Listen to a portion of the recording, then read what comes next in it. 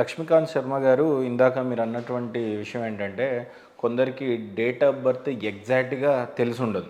చాలామంది పండితులకు ఉన్నటువంటి సమస్య ఏంటంటే ఎగ్జాక్ట్ టైం అండ్ డేట్ అన్నీ తెలిసినా కూడా జస్ట్ మినిట్లోనే రాశిలు మారుతాయి, నక్షత్రాలు మారిపోతాయి అన్నట్టుగా చెప్తూ ఉంటారు. అలాంటి వాళ్ళకి మీరు ఏ రకంగా చెప్తున్నారు ఇప్పుడు? ఎస్ మినిట్లో కాదు, ఒక 2-3 మినిట్స్ అక్కడ లగ్న సంధిలో పడినప్పుడు 2-3 మినిట్స్లో ఉన్నప్పుడు మారుతుంటుంది. దానికి ప్రాపర్ నాలెడ్జ్ ఉంటే బాగా జ్యోతిష్యం మీద పట్టున్న వాళ్ళే ఇంకా కంగారు పడరు. ఎందుకంటే డిగ్రీల వైజు ఏ గ్రహమైనా 26 డిగ్రీలు దాటితే నెక్స్ట్ రాశికే దాని యొక్క పూర్తి ఫలితం ఇస్తుందన్నది ఉంది ఆల్రెడీ. మనం ఎందుకు కంగారు పడాలి? కన్యాలగ్నంలో పుట్టారు, కన్యాలగ్నం 28 డిగ్రీలు దాటింది, తులాలగ్నమే అతనిది, తులాలగ్నం యొక్క జాతక గ్రహస్థితే అతనికి అప్లై అవుతుంది, అదే చూసుకోవాలి. సరే, అసలు డేట్ ఆఫ్ బర్త్ రాయాలేని వాళ్ళ పరిస్థితి, డేట్ ఆఫ్ బర్త్ లేనప్పుడు అతని యొక్క నామ నక్షత్రాన్ని బట్టి చూసుకోవాలి. లేదా నాడి, ఇప్పుడు హస్త సాముద్రికం ఉంటుంది, హస్త సాముద్రికలో కూడా మా గురుగారు మహానుభావులు ఆయన ఓన్లీ చేయి చూసే రాశి ఏంటో చెప్పేవాళ్ళు. అంత గొప్ప ఉపాసనా పరులు, అందులో అంత సిద్ధి పొందారు. అలా హస్త సాముద్రిక ద్వారా బేసిక్గా నువ్వు వచ్చిన క్వశ్చన్కి నీ డేట్ ఆఫ్ బర్త్ లేకపోయినా చెప్పొచ్చా, ముందు క్వశ్చన్ అడుగుతాం. డేట్ ఆఫ్ బర్త్ లేకపోతే అతను ఏమంటాడు, నా మీద మంత్రప్రయోగం జరిగింది, నేను అమావాస్య పౌర్ణములకు పిచ్చి పిచ్చి చేస్తున్నానంటే దానికి ఏం చెప్పలేం. దానికి వీడు పిచ్చోడు మన దగ్గరకు వచ్చాడు, వీడి దగ్గర డబ్బు తీసుకోవాలంటే అది దుర్మార్గం, అలా చెప్పలేం.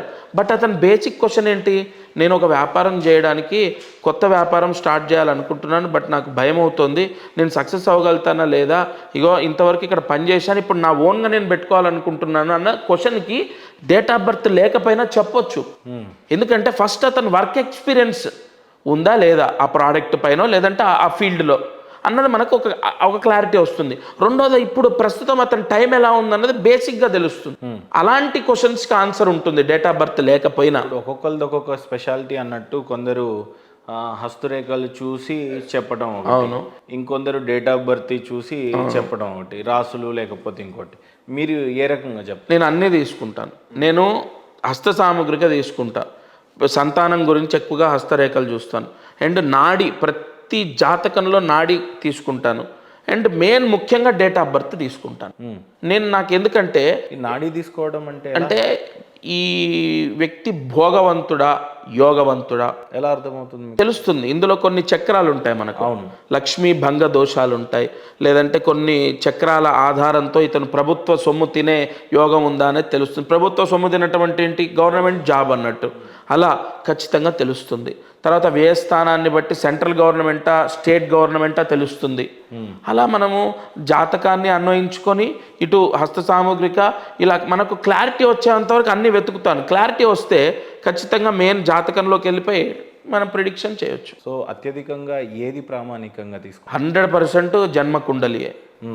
100% మీకు 100% యాక్యురేట్గా ఫలితాన్ని చెప్పగలుగుతున్నామంటే అది జన్మ కుండలి ద్వారా, అంటే గ్రహాల యొక్క సంచారాన్ని ఆధారంగా తీసుకొని. మళ్ళీ ఇక్కడ ఏంటండి, మేము ఈ పామిస్ట్రీ అంటే ఏంటి, వాట్ ఈస్ పామిస్ట్రీ? ఇక్కడ కూడా చంద్రరేఖతో ధనరేఖ స్టార్ట్ అయిందా అంటే వీడికి ఖర్చుతో కూడుకున్న ఆదాయం ఉంటుంది. బుధరేఖతో ధనరేఖ స్టార్ట్ అయిందా అంటే బుధస్థానం నుంచి ధనరేఖ స్టార్ట్ అయితే వీడు పిసినారి వాడు.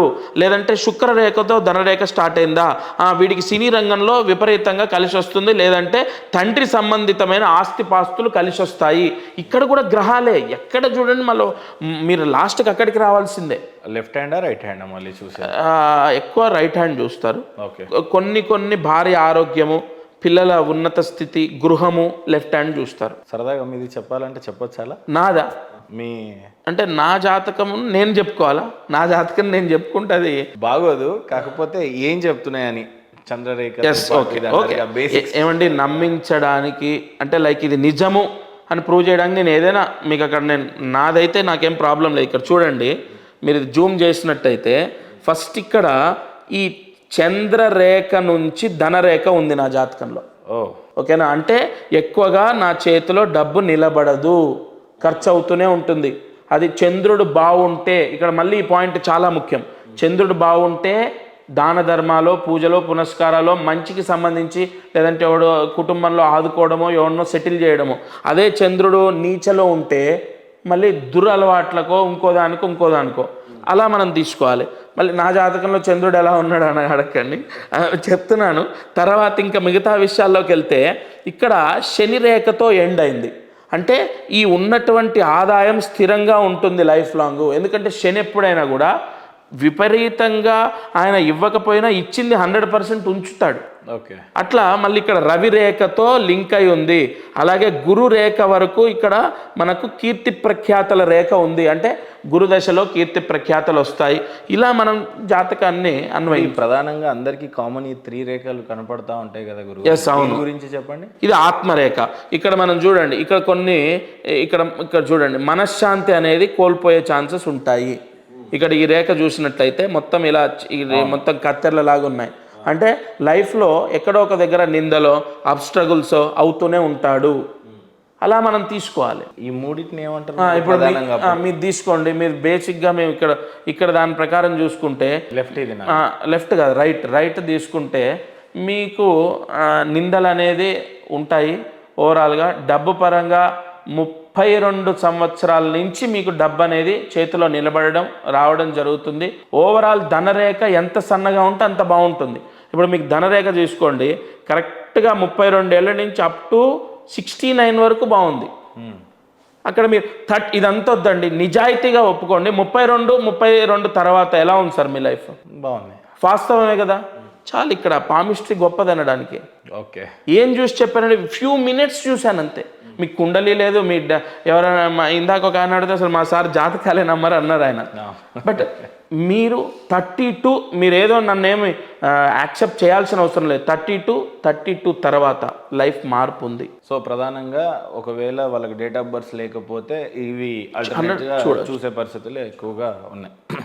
గురుగారు, మరి ఎంగేజ్ మీది యవ్వనం అంతా కూడా వేరే దేనికి కాకుండా మీరు నమ్మినటువంటి విద్యని కానీ లేదా మీరు నేర్చుకున్నటువంటి ఈ యొక్క జ్ఞాన సంపద ఇవన్నీ కూడా ఈ ఫ్యూచర్లో ఏ రకంగా ఉపయోగపడాలి జనాలకు అనుకుంటున్నారు మీరు? లేదా ఇంకెక్కువగా సంపాదించిన జ్ఞానమే నేను అంటుంది శాస్త్రపరంగా ఇప్పుడు వరకు నేర్చుకుంది, ఇకపైన నేర్చుకునేది అంతా కూడా ఏ రకంగా ఉపయోగపడాలనేది మీ ఫస్ట్ ఒకటి అండి. ఇప్పటి వరకు నేను నేర్చుకుంది 10%. Point number 1, 10%. అది కూడా 10%లో ఉన్నాను. నేను ఇక ముందు నేర్చుకోబోయేది అనుభవాలు నాకు వచ్చేవి అవన్నీ కూడా నన్ను నమ్ముకొని నా దగ్గరికి వచ్చి, నేను మనస్ఫూర్తిగా నా దత్తాత్రేయుడు సాక్షిగా నేను చెప్పే మాట, నన్ను నమ్ముకొని నా దగ్గరికి వచ్చిన వాళ్లకు ఖచ్చితంగా కోట్ల రూపాయల సంపద ఇవ్వమని కోరట్లే. అతనికి ఉన్న ఆ కష్టాల్లోంచి విముక్తుడవ్వాలి. కర్మ నుంచి అతను బయటపడాలి. మనం అందరం అనుభవించేది మీరు నన్ను కలవటం, లేదా ఇంకోరు కలవటం, ఇవన్నీ కూడా డెస్టినీ. పలానా టైంకి పలానా వ్యక్తి దగ్గర లాభం పొందడం, లేదా పలానా టైంకి నష్టపోవటం. ఆ కర్మ నుంచి వాడు జయించాలి. నా దగ్గరికి వచ్చినందుకు నాకు డబ్బులు ఒక 10 రూపాయలు ఇచ్చినా 100 రూపాయలు ఇచ్చినా దానికి 100 రెట్లు అతనికి మంచి జరగాలి. నేను ఈ రోజుకి నాకు ఒక్క పూజ చేసుకుంటే నా దగ్గరకు వచ్చిన వాళ్ళకి 100 పూజలు చేస్తాను. ఎందుకంటే అసలు అతను బాగుంటేనే నేను 4 మెతుకులు తినేది, నా పిల్లల్ని చదివించుకునేది. కాబట్టి మనస్ఫూర్తిగా నా దత్తాత్రేయుడిని ఒకటే నేను కోరుకునేది, వాళ్ళకి ఏ బాధతో వచ్చారో ఆ బాధ విముక్తి అవ్వాలి. అతను చేసిన పాపం ఉంటుంది, ఉండబట్టే అనుభవిస్తున్నాడు. తెలిసి తెలియక ఆ పాపం నుంచి బయటపడి ఇక ముందు పాపం చేయకుండా ఆయన ప్రశాంతంగా పిల్ల పాపలతోని ఉండాలి అని మాత్రం నేను కోరుకుంటాను. ఇక నా జ్ఞానము ఆ విధంగా వాళ్లకు మనశ్శాంతిని ప్రసాదిస్తే నా జన్మ ధన్యమే. కూర్చునేటప్పుడు టు బి వెరీ ఫ్రాంక్ గురుగారు, చాలా మంది వస్తారు, చాలా చెప్తారు, చాలా అంటే వాస్తవంగానే ఇలానే అనుకున్నాను నేను సార్.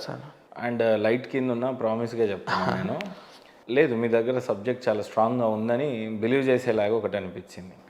రెండోది, మీలో ఉన్న ట్రాన్స్పరెన్సీ చాలా ఎక్కువగా ఉంది అమ్మా. అంటే మరీ దాచిపెట్టి చెప్పేలాంటివి కాకుండా, ప్రలోభాలకు గురి చేసి బ్లాక్మెయిల్ చేసేలాగా కాకుండా ముక్కుసూటిగా ఉన్నారు, ఏదైనా స్ట్రైట్గా ఉన్నట్టుగా నాకు కనిపిస్తూ ఉంది. అండ్ రెండోది, చాలా హ్యాపీగా అనిపించింది నా కన్వర్జేషన్ ఒక 10-12 అవర్స్ ఉండాలని కోరుకుంటున్నాను మీతో నెక్స్ట్. ఎందుకంటే ఇప్పుడు మీరు సమయంలో వచ్చారు, సాయంకాలం టైం. అవునండి, ఇప్పుడు కూడా టైం 8-9 అవుతా ఉంది. సో నెక్స్ట్ నాకు ఒక 10 అవర్స్ కానీ 5 అవర్స్ కానీ ప్రశాంతంగా కూర్చొని మాట్లాడే ఒక సమయం. నేను ఇంకొకటి మీకు డీటెయిల్డ్గా కుండలి, మీరు జ్యోతిషాన్ని నమ్మాలి అని నేను అర్థించట్లేదు, ఇది నిజమైతే కనీసం దీన్ని గౌరవించండి అన్నది నా రిక్వెస్ట్. కుండలితో సహా వాట్ ఈజ్ వాట్ అనేది నేను ఎక్స్ప్లెయిన్ చేస్తాను. సబ్జెక్ట్ అంత గొప్పదండి. లక్ష్మీకాంత్ శర్మ అనేది నథింగ్ సార్. ఆ సబ్జెక్టుని మనం ఎంత గౌరవించి ఎంత సిన్సియర్గా అప్లై చేస్తే అంత యాక్యురేట్ ఫలితాలు మనం చూపించవచ్చు. ఏంటి లక్ష్మీకాంత్ శర్మ గారి యొక్క జీవిత ఆశయం ఏంటంటే ఏమంటారు గురుగారు? జీవిత ఆశయం సింపుల్ సార్. నా భార్య పిల్లలు బాగుండాలి. ముఖ్యంగా నేను ఇందాక కోరుకున్నట్టు ప్రతి వ్యక్తికి కోరుకున్న కోరికలన్నీ తీరవు. నేను ఎప్పుడూ మా నాన్నగారిని బాగా ప్రేమిస్తాను. అతను బ్రతికున్నంత కాలం ఆయనకంటూ ఆయన ఎక్కడికి వెళ్ళారు, సంతోషంగా ఉంటారు. ఆయనకి ఇగో ఈ లోటు ఉంది అని మాత్రం ఆయన అనుకోవద్దండి. నేను ఈ రోజుకి ఎంత బిజీ ఉన్నా మా నాన్న ఫోన్ చేస్తే అది ఎంత పెద్ద మినిస్టర్ నా ముందర ఉన్నా నేను ఫస్ట్ ఎత్తుతాను. ఆయనే నా ప్రపంచం, ఆయనే నా జీవితం. నాకు ఈ స్థితి రావడానికి పరిపూర్ణ భిక్ష పెట్టిన దేవుడు ఆయన. ఆయన ఉన్నంత వరకు మనశ్శాంతిగా ఉండాలి. ఆయన వెళ్ళిపోయినా కూడా భగవంతుడి దగ్గర ఉండాలి. అండ్ వెళ్ళిపోయే రోజు ఆనందంగా ఉండాలి ఆయన. అదొక్కటే నా కోరిక. ఇక జీవిత ఆశయాలంటే ఏం లేవు సార్. మనం నేర్చుకున్న విద్య న్యాయం అని ప్రూవ్ చేస్తూ వెళ్ళిపోవడమే ఫ్లోలో, అంతే. ఎంతోమందికి మార్గదర్శులైనటువంటి మీరు అయ్యా, నేను చాలా చిన్నవాడిని, దానికి పనికి రాకపోయినా ఖచ్చితంగా తండ్రి గారి మీద ఉన్న ఆ ప్రేమ, ఎందుకంటే పితృదేవోభవ అంటారు, మాతృదేవోభవ అంటారు, అలాంటిది తండ్రి మీద అంత అపారమైన ప్రేమ. ఈవెన్ ఆయన కాలం చేస్తాడని చెప్పడానికి కూడా మీకు ఇష్టం లేదు అని అంటే ఇది మీరు పెట్టుకున్న ప్రేమ అలాంటిది ఆయన మీద. అండ్ మనస్ఫూర్తిగా నేను చెప్పడానికి అరుణ్ని కాకపోయినా బట్ అవన్నీ మనస్ఫూర్తిగా సిద్ధింపజేయాలని కోరుకుంటూ, మీలాగనే చాలామంది పిల్లలు వాళ్ళ తల్లిదండ్రులను అపారమైన ప్రేమలతో ప్రేమించి చివరి దశలో వాళ్ళు పోయేటప్పుడు ఏ బాధతో కాకుండా సంతోషంగా కాలం చేయాలని మనస్ఫూర్తిగా కోరుకుంటూ, మీరు కోరిన కోరికలు లేదా మీరు అన్వేషించే ముందు మీ సబ్జెక్ట్ అన్నీ మనస్ఫూర్తిగా సిద్ధింపజేయాలని కోరుకుంటూ, thank you so much for coming signature studios. ఏదైనా మనసు నొప్పించుంటే క్షమించాలి. లేదు సార్, అంతా శుభమే. అందరికీ ఇవన్నీ కామన్ అండి. బట్ మనల్ని మనం ప్రూవ్ చేసుకోవడంలో ఇవన్నీ వస్తూనే ఉంటాయి. ఏది ఏమైనప్పటికీ మీ ఛానల్ ద్వారా కూడా నిజం బయటికి వస్తుంది. అందరికీ మంచి జరగాలి, నిజం తెలియాలి, అంతే. ఫైనల్గా గురుగారు, 2 తెలుగు రాష్ట్రాల ప్రజలకి అయ్యా ఉగాది సందర్భంగా ఏమైనా చెప్పాలి అంటే ఏం చెప్తారు? ముఖ్యంగా తెలుగు రాష్ట్ర ప్రజలకు విశ్వవసు నామ సంవత్సర శుభాకాంక్షలు. అలాగే ఈ సంవత్సరం ఎక్కువగా సుబ్రహ్మణ్య స్వామి దేవాలయ ఎలాగో యాత్రలు అవి ఇవి వెళ్తూ ఉంటారు. ఇక్కడ శాస్త్రవచనం ఏంటంటే ఋషి వాంగ్మయం, సుబ్రహ్మణ్య స్వామి క్షేత్ర దర్శనం ఈ సంవత్సరం సర్వ కోరికల్ని సిద్ధింపజేస్తుంది. నా నుంచి నేను ఇచ్చే ఉగాది గిఫ్ట్ అనుకోండి, నా వాక్కు.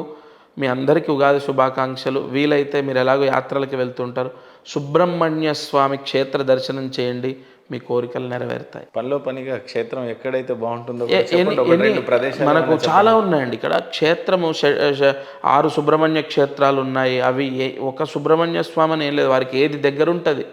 ఎంత ఇక్కడ వన్స్ అని కాదు, నెంబర్ ఆఫ్ టైమ్స్ వెళ్ళే వాళ్ళు ఉంటారు. ఇప్పుడు చార్ధామనో రకరకాల యాత్రలు, తిరుపతినో అలా అన్నీ వెళ్తూ మస్ట్ అండ్ షుడ్ విడిచిపెట్టకుండా ఒక్కసారి విజిట్ అయితే మాత్రం ఈసారి చాలా బాగుంటుంది. సుబ్రహ్మణ్య స్వామి ఈ సంవత్సరానికి, ఈ సంవత్సర ఆధిపత్య యోగం సుబ్రహ్మణ్య స్వామికి దక్కుతుంది. ఆయన భిక్ష మన జీవితం. ఫైనల్గా గురువు గారు ఇన్నిసార్లు సంబోధించాను. ఫైనల్గా మిమ్మల్ని అడగాల్సిన ప్రశ్న ఏంటంటే, వేదాల కాలంలో కానీ ఆ తర్వాత ఉన్న కాలంలో కానీ ఎక్కువగా మనం చూసింది ఏంటంటే మునులు, ఋషులు, వీళ్ళని ఎక్కువగా చూసా. ఆ కాలంలో దేవుళ్ళకు కూడా శాపాలు పెట్టే అంత సమర్థులు వాళ్ళు. అవునండి. లేదు, ఏమన్నా సృష్టిని యొక్క విపత్తును ముందుగానే గ్రహించేటువంటి కాలజ్ఞానం తెలిసిన వాళ్ళని అనుకోవచ్చు. మరి ఈ కాలంలో ఎవరిని అనుకోవాలి? ఫైనల్గా ఎవరికి చెప్పాలి? కాలంలో శాపాలు ఏవి ఫలించవు. ఫస్ట్ ఆఫ్ ఆల్ ఇక్కడ ఇది మీరు మంచి ప్రశ్న అడిగారు. ఎండింగ్లో చాలా హ్యాపీ. ఈ బంధువులు అంటే అక్క చెల్లెల్లో లేదంటే తోడబుట్టిన వాళ్ళు, మర్దల్లో రకరకాల శాపనార్థాలు పెడుతూ ఉంటారు. ఏ శాపం ఫలించదు. బాధ ఉంటే మనం బాధ పెడితే దానికి అనుభవిస్తాం, ఓకే. బట్ శాపాలు ఏవి ఫలించవు. 100% అంత తపస్సు, అంత శక్తి ఇప్పుడున్న కలియుగంలో జీవించే మానవులకు లేదు. అది 100%. కాబట్టి ఎవ్వరు కూడా ఈ శాపనార్థాలకేం భయపడక్కర్లేదు. ఇక ఋషులు అంటారా, వాళ్ళు లోక కళ్యాణార్థం చేశారు. లోక కళ్యాణార్థం వాళ్ళు ఏం చేసినా అది మాయ, ప్రత్యక్షంగా చెయ్యకూడదు. కాబట్టి అన్నిటికీ ఒక కథని సృష్టించి ఇది అని నిరూపితం చేసి మళ్ళీ అందరికీ లోక కళ్యాణం కోసమే చేశారు తప్ప ఎవరిని దాన్ని ఏమంటారు, బాధ పెట్టడం, నొప్పించడం ఎక్కడ చేయలేదు. ప్రతిదానికి ఒక పరమార్థం ఉంది. చాలామంది హిందూ దేవుళ్ళు ఇంతమంది ఎందుకురా, మా దేవుడు అంటే ఒకడే, అసలు అసలు ఏమండి, ఈ బాటిల్ ఇలా ఉండాలి అన్నది నువ్వు సృష్టించావు కాబట్టి ఇలా ఉంది. హైందవ ధర్మం, సనాతన ధర్మం, హిందూ ధర్మం సృష్టించింది కాదు, అది భగవద్ భిక్ష. సత్యమే సనాతనం. అందుకే ఇంతమంది దేవుళ్ళు ఉన్నారు, అది సత్యం. కాబట్టి దాన్ని నువ్వు మార్చగలుగుతావా? మీరో అందరిని కలిపి ఒక రూపం చేసి మార్చడానికి కాదండి. ఇది యథార్థమే హైందవ ధర్మము, సనాతన ధర్మము యథార్థం. అందుకే ప్రతి రాక్షస సంహారానికి ఒక దేవత ఉద్భవించింది మన దాంట్లో. ఇవన్నీ కల్పితాలు. వాళ్ళ ఒకరే దేవుడు ఉన్నారంటే అది కల్పితమే అంటాను నేను. కాబట్టి అవన్నీ కాదు. ఖచ్చితంగా 100% మనం టాపిక్ ఎక్కడ ఉన్నాను సార్? ఈ కాలం ఋషులు మునులు చేసిన ప్రతిది కూడా 100% అది ఏదో ఒక లింక్ ఉంటుంది. అది ఈ కాలంలో ఋషులు మునులుగా ఎవరిని చూస్తే బాగుంటుంది? అలా నాకేమనిపించలేదు సార్. ఎవరు గురువు గారే, మన గురువే ఒక ఋషి. ఆయనకి చాలామంది గురువులో ఉన్న మైనస్ని కామెంట్ చేస్తుంటారు. గురువు అంటే నాట్ ఓన్లీ టీచరే గురువు అండి. గురువు అన్నవాడే ఋషి. గురువు అన్నవారు మన జీవితానికి పెట్టిన భిక్ష. ఇవాళ గురువులు ఏమండి, నాకు ఇంత జ్ఞానాన్ని ప్రసాదింపజేసింది మా గురువు గారండి. పుస్తకాలు కాదండి. పుస్తకంలో ఉన్న సబ్జెక్టుని ఎలా వీడికి చెప్తే వీడు దాన్ని క్యాచ్ చేయగలుగుతాడు ఇంట్రెస్ట్గా అన్న మాయ గురువు దగ్గర ఉంటుంది. అది ఎవరి దగ్గర ఉండదు. కానీ ఇందాక చాలా బాగా వాడు చెప్పారు గురువు. ఎంత చెప్పినా గురువు గారిది మైనస్ని మాత్రం వెతుకుతారు. కానీ ఎంతసేపు చూడండి, 10 ప్రశ్నలని వాళ్ళు పట్టించుకోరు. కానీ ఒక ప్రశ్న మాత్రం ఏదో బూతు మాట వచ్చిందనుకోండి, ఎంబడే దాన్నే హైలైట్ చేస్తారు. అసలు ఆయన భిక్ష.